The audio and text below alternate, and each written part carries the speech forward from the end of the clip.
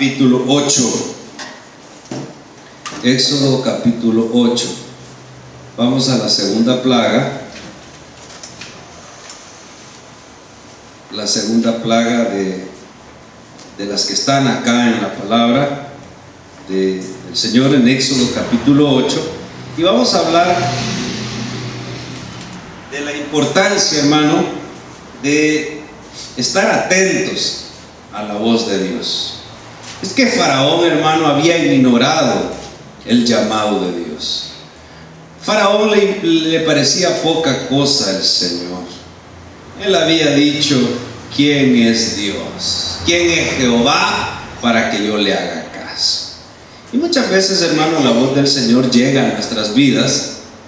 El mensaje del Señor llega a nuestras vidas y nosotros estamos diciendo: bueno, ¿y quién es este pastor para decirme esto? Pues creemos que es el pastor que nos está hablando.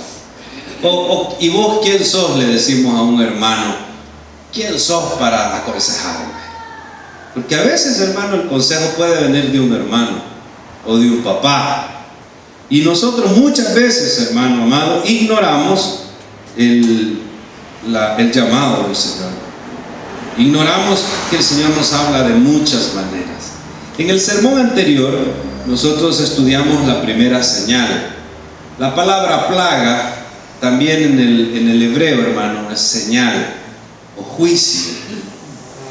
Esas serían las aplicaciones de esa palabra: señal o juicio. Y tienen que ver con las dos cosas, con una señal del Señor y con un juicio. ¿Cuántas plagas fueron, hermano, las que llegaron? 10. Las primeras 3 plagas, para ya hacerle un resumen adelantadito, esas afectaron a todos. Las primeras 3 plagas afectaron por igual a egipcios y a israelitas. Y de ahí en adelante, hermano, las plagas solo afectaron a los egipcios. Y esto fue porque al principio Dios quería también darse a conocer con ese pueblo que no le conocía, el pueblo de Israel, que había estado cautivo por 400 años en Egipto.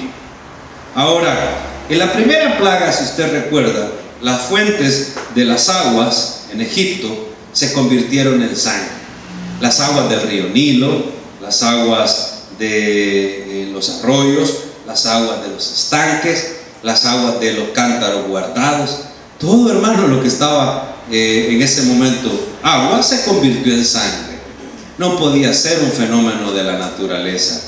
Esto definitivamente tenía que ver con un milagro, una señal que el Señor estaba haciendo. Los egipcios veneraban dioses, ídolos. Cada cosa, hermano, era un ídolo, cada cosa era un dios. Y las fuentes de las aguas, o el dios de las inundaciones, se llamaba Hapi, ¿verdad? Hapi. Hermano, los egipcios también tenían en las deidades de ellos muchas imágenes femeninas. La mujer era muy respetada en el antiguo Egipto, y ellos veían el modelo de la mujer muchas veces como diosas, ¿verdad? Y venerados al extremo. También ellos hablaban de la fecundidad, de la concepción, y en este caso la fecundidad y la concepción eran representados por una diosa rana, ¿verdad, hermano? Una diosa rana. Si las ranas eran el amuleto de la concepción y de la fertilidad. Cuando había una familia infértil, hermano, eso era considerado una maldición. Así que la segunda plaga, la plaga de las ranas, va en contra, hermano, de ese ídolo, de esa deidad falsa de los egipcios, que era, ¿verdad?, la rana.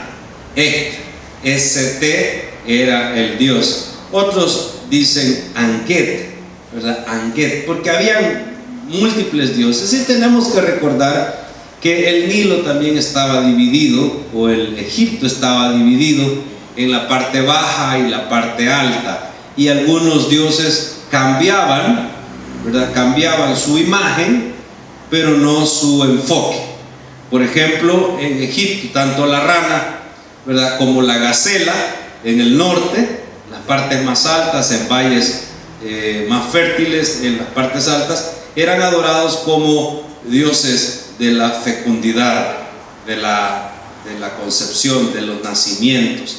Pero como el gran imperio estaba alojado en esta época en la parte baja de Egipto, llegando al Mediterráneo, vamos a enfocarnos en Este, en Ect, o en la diosa Rana, que además, hermano, era un amuleto, ¿verdad? Era un amuleto. Ellos tenían ranitas hechas en piedra, ranitas hechas en esto, en aquello, en no sé qué, en aquí que allá.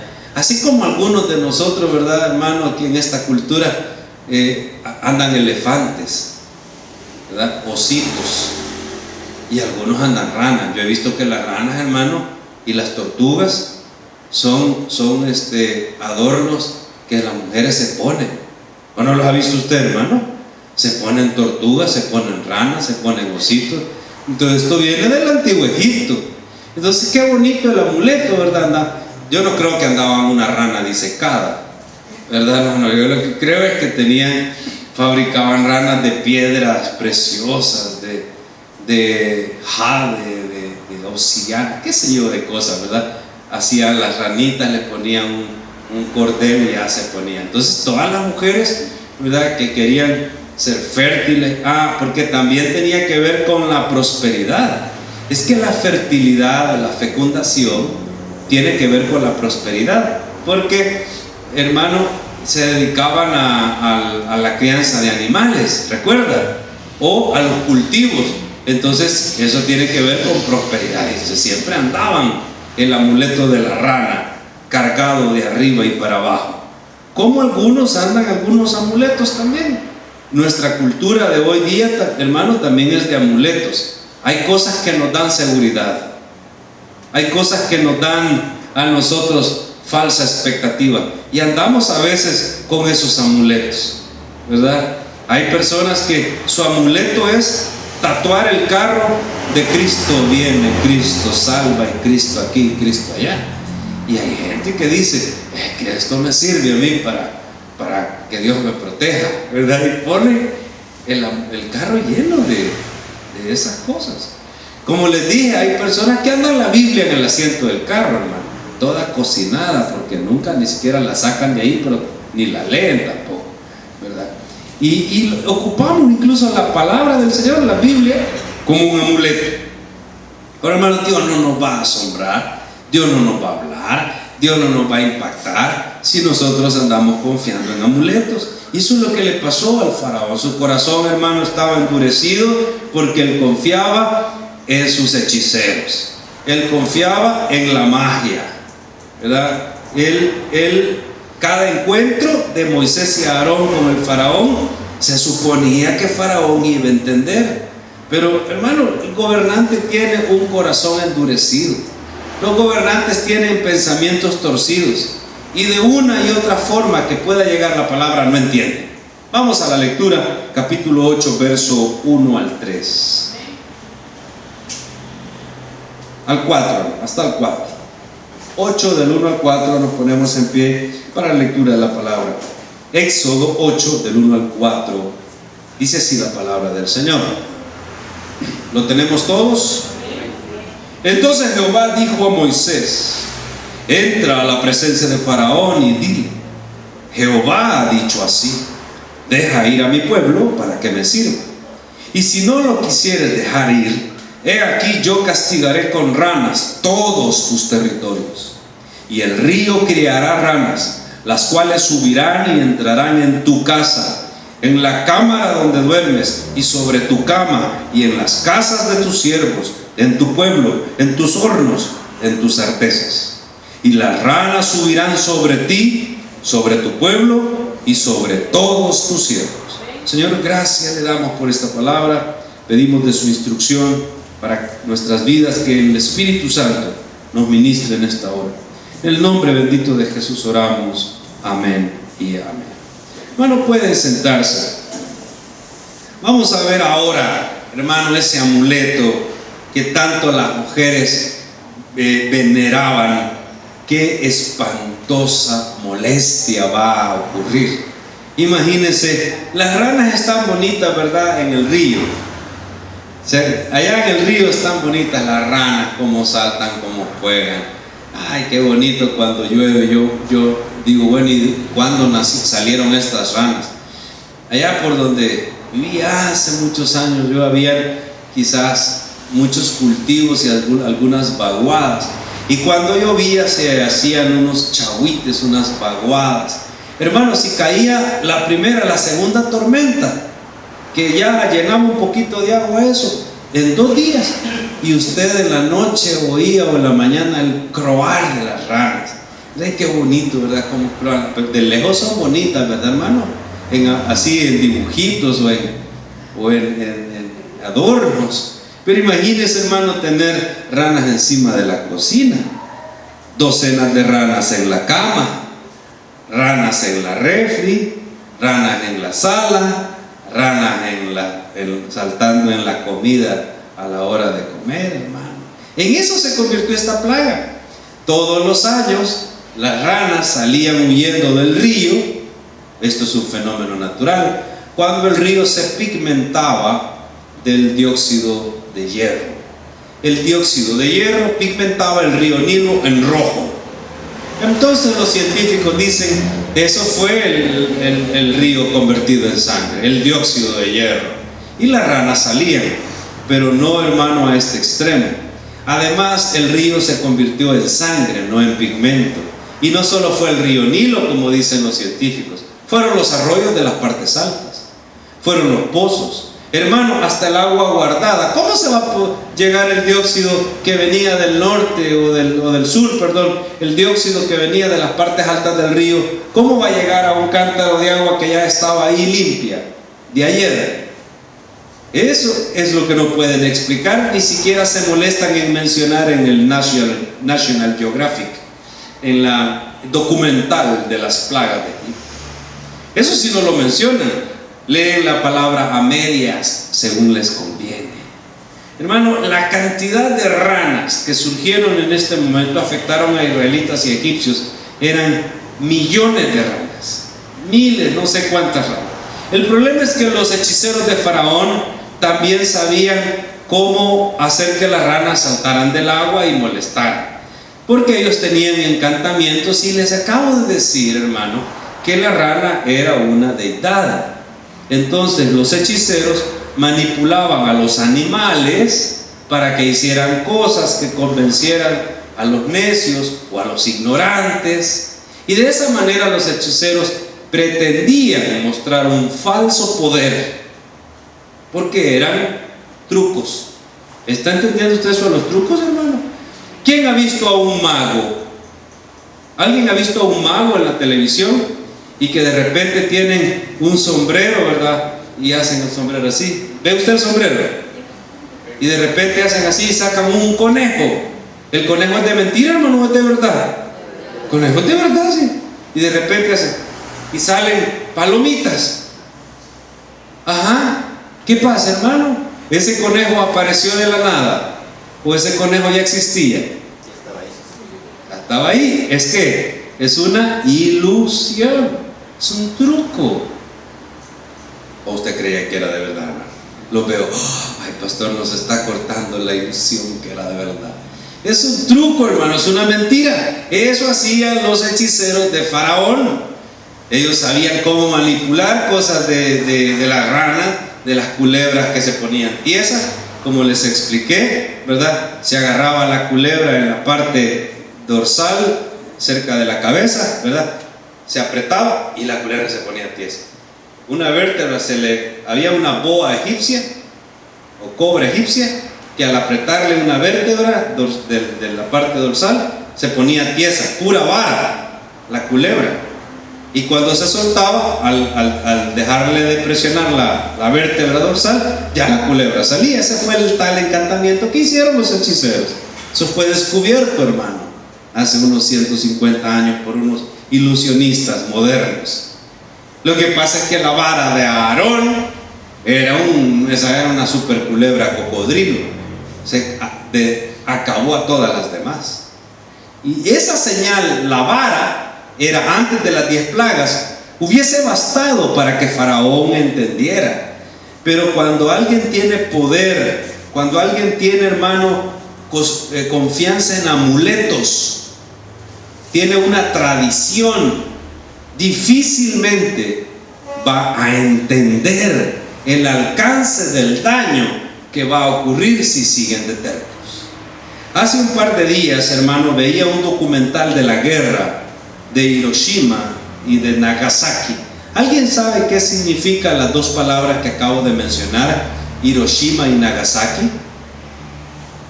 No son marcas de motos, hermano. Esa es Nagasaki, es una marca, esa es Kawasaki, ¿verdad? ¿Qué es Hiroshima y Nagasaki? Dos ciudades de Japón. Dos ciudades de Japón. ¿Y qué significarán, David? Esas ciudades de Japón. Pasa. Ajá, Jeremy. ¿A qué le recuerda Hiroshima y Nagasaki? Dejaron caer una bomba. Ajá. ¿Qué pasó? Nada. Ahí dejaron caer, ¿qué, hermano? Pero sí dejaron caer miles y millones de bombas, hermano. Ahí solo dejaron caer una bomba en cada ciudad. Solo una. Pero eran bombas, ¿qué? Atómicas.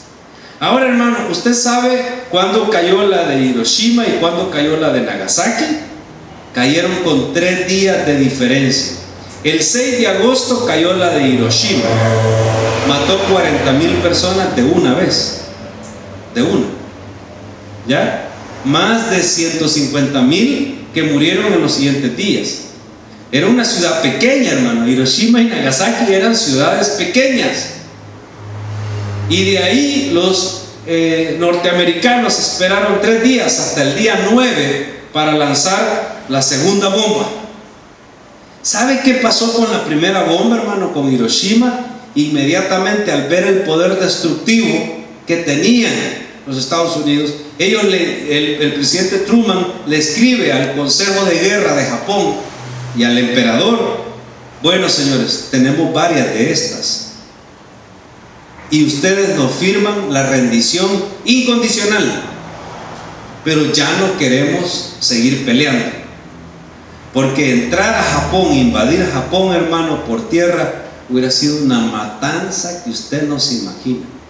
Y ya habían perdido muchos soldados en toda la campaña de 5 años de guerra. Así que les dijeron: ven, ese es lo que tenemos un poder destructor, vamos a destruir todo el imperio de Japón, porque Japón era un imperio, por eso lo pongo de ejemplo. Y entonces, al ver, hermano, que toda Hiroshima fue barrida, porque murieron más de 300,000 personas en el transcurso de los años por la radiación que se expandió ahí. Imagínense si ellos hubieran tenido con 5 o 6 bombas, 2 sobre Tokio, porque la bomba no caía, explotaba en el aire.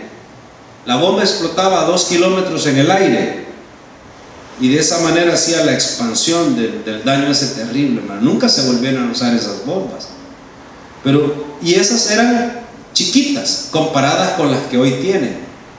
Esas bombas, hermano, no eran nada. Una bomba, solo con una bomba sobre San Salvador, y destruye San Salvador, Santa Tecla y Soyapango, todo. Una bomba que fuera lanzada hoy día, 1,5 millones de personas morirían si esa bomba fuera lanzada, las que tienen hoy día. Y entonces lo que pasó fue que el Consejo de Guerra de los japoneses dijeron: no nos vamos a rendir, porque rendición incondicional, pensaron ellos, significa dejar al emperador, que ya no seamos un imperio. Hermanos, si estaban terminados en ese momento, y ellos seguían pensando ¿en qué? En el emperador. No, pobrecito, nuestra identidad nacional es el emperador. Hermano, y la gente estaba muriendo. Así que el día 7 dijeron: respuesta, nada. El día 8, respuesta, nada. Cuando iba a amanecer para el día 9, hermano, los rusos estaban ya sacando a los japoneses de China y en una de las islas al norte. Y entonces dijeron: bueno, aquí va a ser una matanza terrible y estos no toman decisión. Lanzaron la segunda bomba.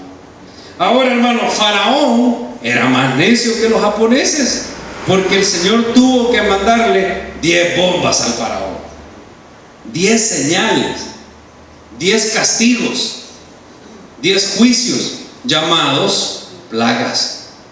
Y hermano, qué inocente, ¿verdad? La segunda plaga. ¿O no le parece inocente, hermano? Yo sé que algunos de los que estamos acá presentes quizás le tenemos miedo a las ranas. Yo le aseguro que las ranas nos tienen más miedo a nosotros. Hermano, ¿qué te puede hacer una rana? ¿Ah? ¿Y mil? Pero tampoco te pueden matar, pero molestan, apestan, hostigaría eso. Imagínate si tú matas 1000 ranas aplastadas y las tienes en tu casa, ya. O sea, pero es molesto. Les estoy explicando esto, hermano, porque los juicios del Señor al principio fueron indirectos y se fueron convirtiendo en directos, y de la plaga 4 en adelante en exclusivos de los egipcios, para el Señor ir mostrando su poder, pero también es una muestra de su amor, de su benevolencia, hermano. Porque la primera plaga, el río, ¿verdad? Y aún así el Señor permitió que si cavaban pozos nuevos, esa diera agua, esos dieran agua. Era agua muy limitada, como viven muchas comunidades en San Salvador, hermano, con el agua. Yo no sé si usted tiene problemas de agua. Creo que aquí en este sector no hay problema de agua. Pero en mi casa se abre el chorro día y noche, todos los días del año hay agua abundante. Pero hay lugares donde el agua escasea y es limitante, hermano, es problemático. Sí, ¿verdad? Ay, no hay agua. Ahora, ¿qué puede hacer eso, hermano? Si luego hay poquita agua, no mataba a nadie, ¿verdad? ¿Cuánta gente murió por la primera plaga? Nadie murió, hermano, por la primera plaga, exceptuando un despistado que se tomó un trago de agua y era sangre y le dio empacho. Que solo le dio empacho, hermano, pero no se murió, ¿verdad? Las ranas, esas asustaron a un montón de gente. Bueno, quizás una abuelita egipcia murió de infarto al ver tanta rana y se asustó, ¿verdad, hermano? Pero era una plaga. Bueno. La tercera plaga, ¿usted sabe qué era, hermano? Eran piojos, hermano, eran piojos, ¿verdad? ¿Quién de los que están presentes aquí no han tenido piojos, excepto yo? Yo nunca he tenido. Nada de esas cosas han pasado sobre mí, hermano. Los zancudos vienen cerca y cuando llegan como a 20 centímetros mueren antes de acercarse a mi piel, hermano. Mueren. Los zancudos caen. Mis hijas se asombran de ver ellas todas picadas y yo, nada.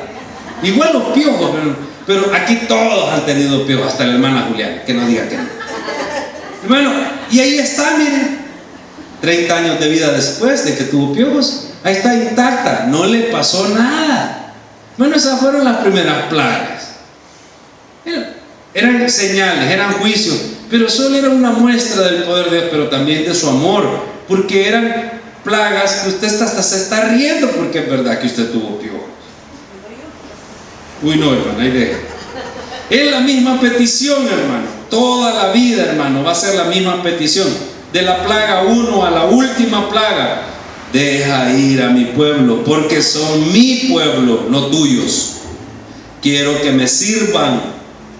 Quiero que vayan 3 días en el desierto y me hagan sacrificio. Si no los quieres dejar ir, yo te voy a castigar con ranas. No hizo caso. Invadieron todo, hermano, todo.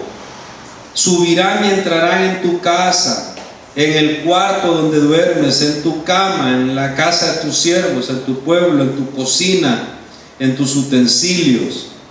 Es más, serán tantas ranas que subirán sobre ti y sobre todos tus siervos. Las ranas iban a caerle a la gente en la cabeza, hermano. Las ranas iban a llegar al techo, a los techos, iban a invadir todo, iban a empezar a caer las ranas. Eso era un poco hostigoso, ¿no? Ya le digo, no murieron solo la abuelita que murió de infarto, pero nadie más murió. 5. Y Jehová dijo a Moisés: di a Aarón, extiende tu mano con tu vara sobre los ríos, arroyos y estanques, para que haga subir ranas sobre la tierra de Egipto. Las ranas subían una vez al año, como les explico. Lo que sucede es que acá pasa cuando Aarón lo dice, cuando él extiende su mano, no cuando el fenómeno natural ocurría. Entonces Faraón lo hizo así: Verso 7. Mira, aquí es el problema, hermano, cuando nosotros confiamos más en amuletos o en la mentira que nos pueden dar por ahí. 7. ¿Tiene el 7, hermano? Sí. Lean. Hicieron lo mismo con sus encantamientos. Los hechiceros hicieron lo mismo con sus encantamientos, e hicieron venir ranas. Entonces Faraón dijo: vaya, bueno, si estos también pueden, ¿verdad? Aquí hay agua, mire, señor, ahí hay agua. Ve, y ya va a ver cómo van a salir ranas. Y tiraban alguna cosa y salían las ranas. Ve, nosotros también podemos hacer salir las ranas del estanque. Eso que está haciendo Aarón y Moisés es un truco. Lo que era el truco de ellos es de miles, ¿verdad? Entonces, está bien. Si ustedes pueden hacerla salir del agua, ¿por qué no hacen un encantamiento para que se regresen al agua? No lo hicieron, hermano. Bien, pueden hacerla salir y se van las ranas por todos lados. Ahora llámenlas ranas al agua. Nada, no hicieron eso. Esto sería para que el faraón entendiera. Verso 8. Entonces Faraón llamó a Moisés y a Aarón y les dijo: orad a Jehová para que quite las ranas de mí y de mi pueblo. Hermano, les está pidiendo Faraón a Moisés y a Aarón que oren a Jehová para que quite las ranas. ¿Por qué no le pide a los encantadores y hechiceros que acaban de sacar ranas también? Orad a Jehová para que quite la rana, y dejaré ir a tu pueblo para que ofrezcan sacrificios a Jehová. Él está diciendo: voy a cumplir la petición. Voy a cumplir la petición. Mire, 9. Dijo Moisés a Faraón: dígnate indicarme cuándo debo orar por ti, por tus siervos y por tu pueblo, para que las ranas sean quitadas de ti y de tu casa y solamente queden en el río. Hermano, lo que le está diciendo Moisés es: di tú la hora para que no digas que es truco. Amén.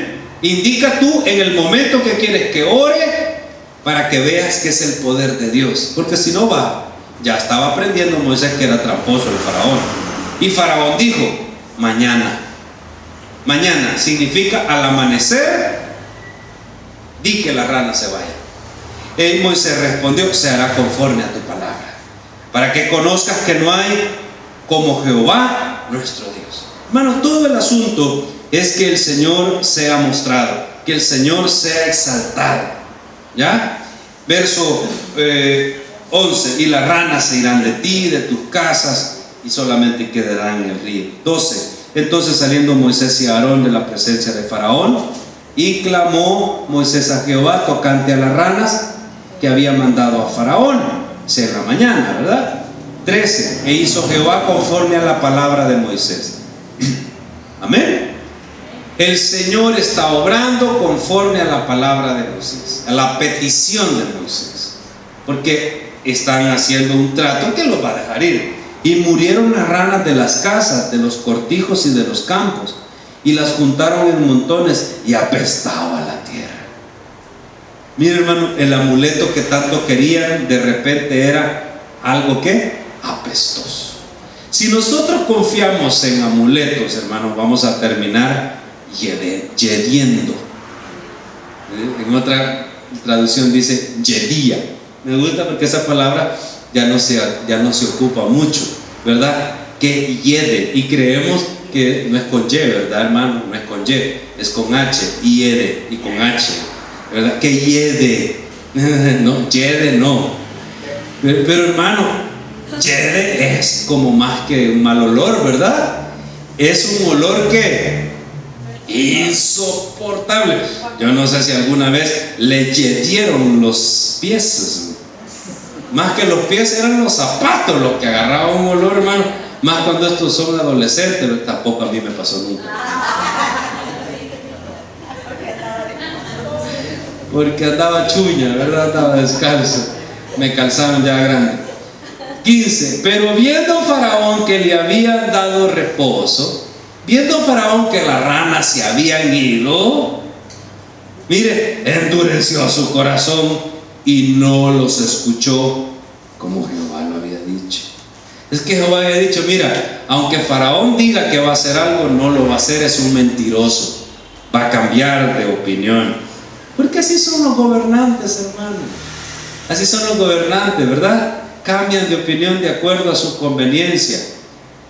No hicimos tregua. Sí hicimos un poquito de tregua. Los televisores y todo el guito lo mandamos a saber cómo. No, la verdad es que no. Lo vamos a mandar a la cárcel fea, a la de Alcatraz. Y después, y ahora, no, esto no es por esto, es por aquello. Hermano, cambian de opinión a cada rato. Si tuviéramos gobernantes de palabra, hermano, las cosas fueran distintas. ¿Sí o no? Pero como cambian a cada rato, ¿quién puede confiar en alguien que te cambia la palabra a cada rato, hermano? ¿Puedes confiar en alguien así? No, yo no confío en gente así. Y yo tengo amigos que son así, yo les creo un poquito. ¿Cuánto le creo a algún amigo mío? La mitad de la mitad de la mitad. Pues sí, ¿y quién me ha dado que yo pueda creer y confiar así en esa persona? Esa misma persona. ¿Cuándo? Cuando no cumplió su palabra. Hermano, ¿cuánto podríamos confiar nosotros en nuestros gobernantes? Creo que menos que con mi amigo, ¿verdad, hermano? La mitad de la mitad de la mitad de la mitad de la mitad de la mitad. Vámonos mejor al número pi. 3.14, 15, 19, no sé cuánto, 27, 13, 14. No sé, ya no me acuerdo. O sea, infinitamente no te creo. No te creo, porque de 100 veces que has prometido algo, 110 las incumpliste. Eso es, hermano, algo imposible, casi que solo prometió 100 cosas, pero incumplió 110. ¿Qué porcentaje estás? Estás en negativo. Así son los gobernantes, hermano. Pero Dios cumple su palabra. ¿Sí? ¿Necesita que nosotros tengamos amuletos de Dios?